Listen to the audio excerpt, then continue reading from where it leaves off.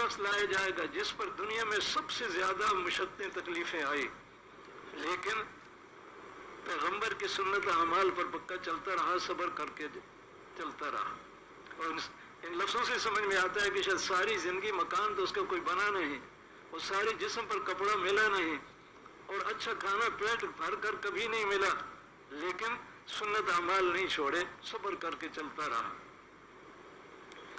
تو اسے جنت کے اعلیٰ درجوں پر پہنچایا جائے گا۔ وہ بھی حدیث شریف میں آتا ہے، حضور صلی اللہ علیہ وسلم دعا فرماتے تھے، اے اللہ مجھے مسکینی کی حالت میں زندہ رکھ،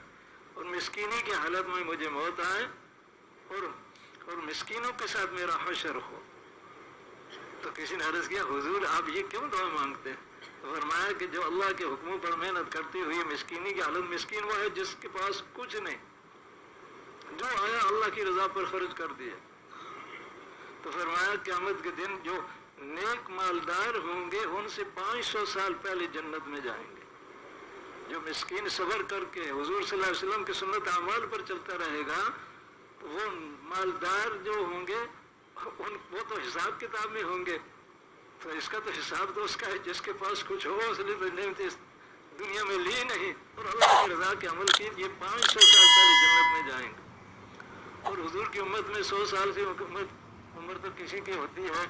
تو جو مال اور نعمتوں میں دنیا میں زندگی گزاری، 100 سال گزاری ہے، تو سب سے پہلے جنت کی نعمتیں استعمال کرے گا۔ تو بہرحال فرمایا کہ وہ شخص لایا جائے گا قیامت میں جس پر دنیا میں بہت تکلیفیں آئیں، مشقتیں آئیں، اس جیسی مشقتیں کسی پر نہیں آئی، لیکن پیغمبر کی تابعداری پر چلتا رہا، تو اسے حکم ہوگا اسے جنت میں لے جاؤ۔ جب وہ جنت میں پہنچے گا اور جنت کی خوشبودار ہوا لگے گی، اس کے نعمتوں کے نظارے کرے گا، تو طبیعت میں اتنی خوشی، اس سے بھی پوچھا جائے گا کہ بندے کبھی تو پر کوئی مشقت تکلیف بھی آئی ہے؟ تو وہ بھی قسم کھا کر کہے گا، اللہ تیرے نام کی قسم میں نے کبھی کوئی مشقت نہیں دیکھی۔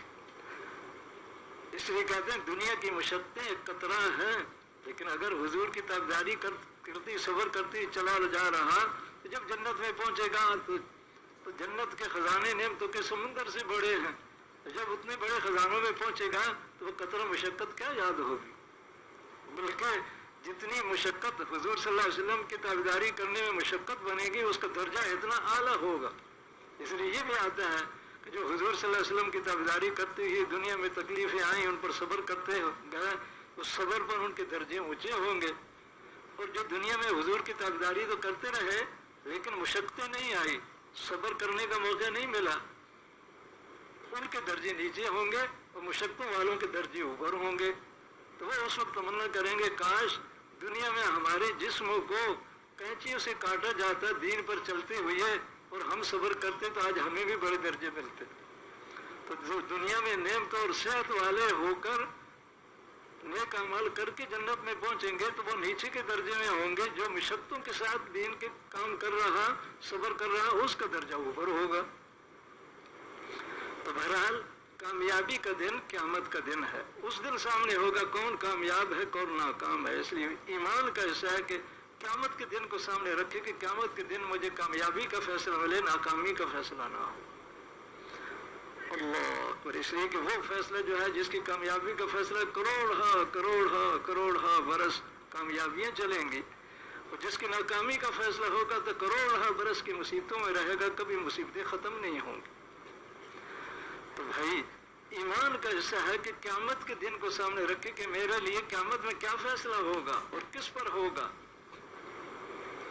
تو کامیابی کا دن جس دن کھلا اعلان ہوگا، ناکام اپنی ناکامی کو سامنے دیکھے گا، کامیاب اپنی کامیابی کو دیکھے گا، تو وہ قیامت کا دن ہے۔